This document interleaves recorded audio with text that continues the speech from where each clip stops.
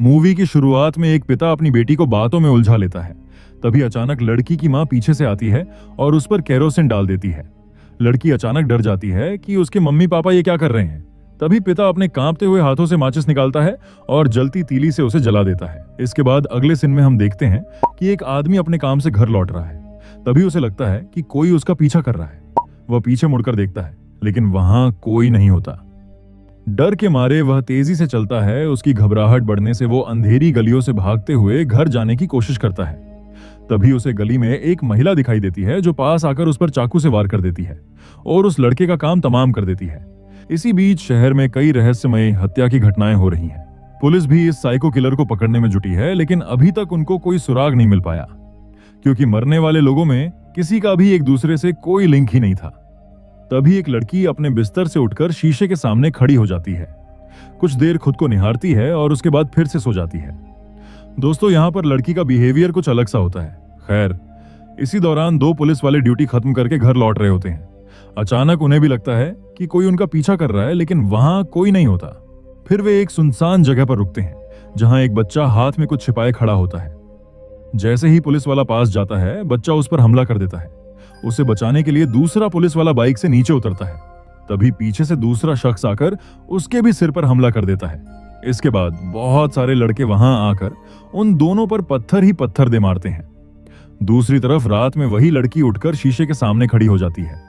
थोड़ी देर के बाद एक अजीब सी आवाज आने से घर पर सभी की नींद टूट जाती है। वो आवाज एक अलमारी से आ रही होती है। घर पर सब लोग बहुत डर जाते हैं कि आखिर क्या चीज है। जब अलमारी खोलते हैं तो देखते हैं कि अंदर तो उनकी ही बेटी है। उन्हें समझ नहीं आता कि यह सब कैसे हो रहा है। वो लड़की बहुत ही घबराई हुई होती है। घर वाले समझ नहीं पा रहे थे कि आखिर इसको हो क्या गया है। अगले दिन लड़की अपने बॉयफ्रेंड के साथ तालाब पर जाती है। तभी अचानक बहुत सारे हाथ उसकी ओर बढ़ते हैं, जैसे कोई उसे अपनी ओर खींचने की कोशिश कर रहा हो। वह डर के मारे इधर उधर देखने लगती है और चीखना चाहती है, लेकिन उसकी तो आवाज ही नहीं निकलती। हर रात यही नाटक दोहराया जाता है और धीरे धीरे लड़की पागल होने लगती है। पिता को भी महसूस होने लगता है कि बेटी में कुछ तो समस्या है। वह उसे डॉक्टर के पास ले जाता है, लेकिन डॉक्टर का ध्यान नर्स पर है, क्योंकि वो डॉक्टर को गलत गलत इशारे करती है। डॉक्टर पिता की बातों पे ध्यान ही नहीं देता, क्योंकि वो एक ठरकी डॉक्टर था। इसके बाद जब गोरी और उसके पापा घर जा रहे होते हैं, तभी रास्ते में एक अघोरी खुद को कोड़े मार रहा होता है।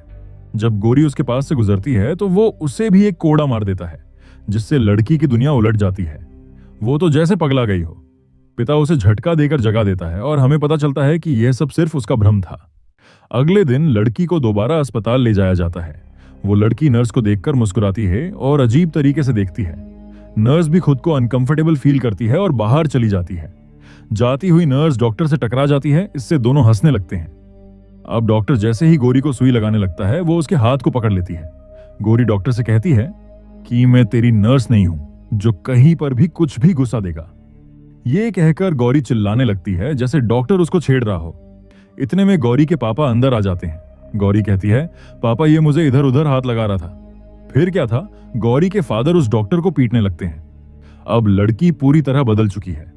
वह घर आती है, अपनी माँ का नाम लेकर कहती है, चल मेरे लिए चाय लेके आ जल्दी से। लड़की की दादी और माँ हैरान रह जाती है। तभी पिता वहां आता है, लेकिन लड़की अपने पिता के सामने अपनी माँ को गाली दे देती है। पिता फिर लड़की को झटका देकर जगाता है। जैसे ही लड़की होश में आती है, वह घबराकर पूछती है, पापा मैंने क्या किया? आप सब लोग मुझे ऐसे क्यों देख रहे हो? दरअसल लड़की को खुद भी नहीं से पता कि उसके साथ क्या हो रहा है। फिर पिता अपने दोस्त के पास जाकर सारी प्रॉब्लम बताता है।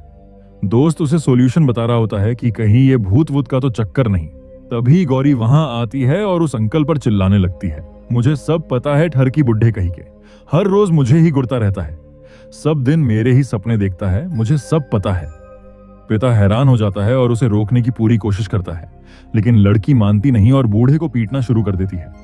बेचारा अंकल बड़ी मुश्किल से अपनी जान बचाकर भाग निकलता है।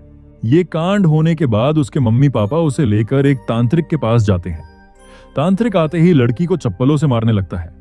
पिता उसे रोकता है, लेकिन तांत्रिक रुकता नहीं, जिसके बाद तांत्रिक को गालियां देते हुए पिता अपनी बेटी को वहां से लेके चला जाता है। अगले सीन में वही बूढ़ा आदमी शहर छोड़कर अपने गांव चला जाता है। रास्ते में उसे बार बार कोई पीछे से बुलाता हुआ महसूस होता है, लेकिन पलट कर देखता है तो वहां कोई नहीं होता। तभी उसे आवाज आती है, बुढ़े तुझे क्या लगा चुपके से गांव निकल लेगा तो बच जाएगा। डर के मारे वह ड्राइवर से बस रोकने को कहता है।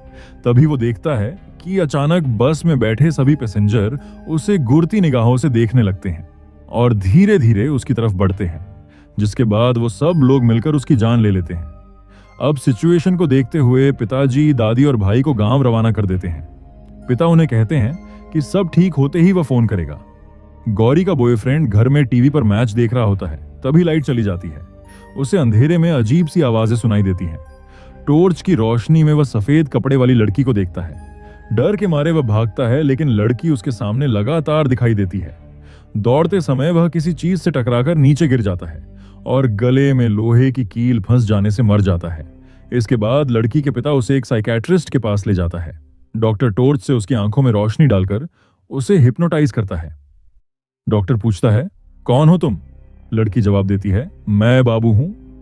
डॉक्टर उसका पूरा नाम पूछता है, लेकिन लड़की शैतानी मुस्कान के साथ जवाब देती है, तुझे क्या मतलब है, अपने काम से काम रख।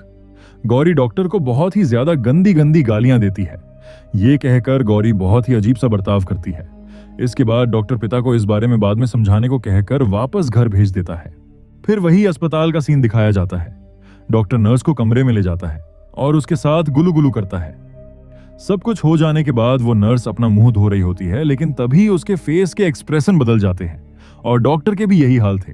दोनों एक दूसरे को गले लगाते हैं और वहीं पर पड़ी कैंची से एक दूसरे की जान ले लेते हैं। अगली सुबह टीवी पर खबर आती है कि डॉक्टर और नर्स ने एक दूसरे को मार डाला। पिता हैरान हो जाता है। लड़की कहती है, मैंने ही उन्हें मारा है। गौरी कहती है, सिर्फ इनको ही नहीं मारा, 6 लोगों को और मारा है। ये सुनकर तो उसके मम्मी पापा हैरान रह जाते हैं। फिर पिता पुलिस स्टेशन जाता है और कहता है उसे पता है कि शहर में ये हत्याएं कौन कर रहा है। जब पिता अपनी ही बेटी का नाम लेता है और कहता है कि उसमें बसी आत्मा ये सब करवा रही है, तो पुलिस इंस्पेक्टर उसे पागल समझता है और स्टेशन से बाहर निकलवाने लगता है। लेकिन गौरी के पिता कुछ ऐसी बातें बताता है जो इंस्पेक्टर ने मीडिया तक को नहीं बताया। फिर उसके पास ऐसी सीक्रेट इंफॉर्मेशन कैसे पहुंची? इंस्पेक्टर शॉक्ड रह जाता है। वो उसको वापस अंदर बुलाता है और बाकी सारी डिटेल्स पूछता है। इसके बाद वो इंस्पेक्टर छानबीन के लिए गौरी के घर जाता है। घर पर जब गौरी उसको देखती है तो कहती है, आखिरकार आ ही गया तू। इंस्पेक्टर कहता है, तू उसे क्या मतलब, तू मुझे जानती नहीं है। गौरी के अंदर बसी आत्मा कहती है, अरे मैं बाबू हूं बाबू, इतना जल्दी भूल गया तू मुझे। कोई बात नहीं मुन्ना, मैं याद दिला देता हूं। उस दिन बारिश का मौसम था, तूने बोला चल जंगल में भाग जा। जब मैं भागा था तो तूने पीछे से मुझे गोली मारी थी। मेरा एनकाउंटर करके बहुत मेडल लगाया है ना छाती पे तूने। कुछ याद आया कि और याद दिलाऊं? गौरी की बातें सुनकर इंस्पेक्टर सदमे में चला जाता है। वो तो तुरंत गाड़ी निकालता है और बिना एक पल भी गवाए भाग खड़ा होता है।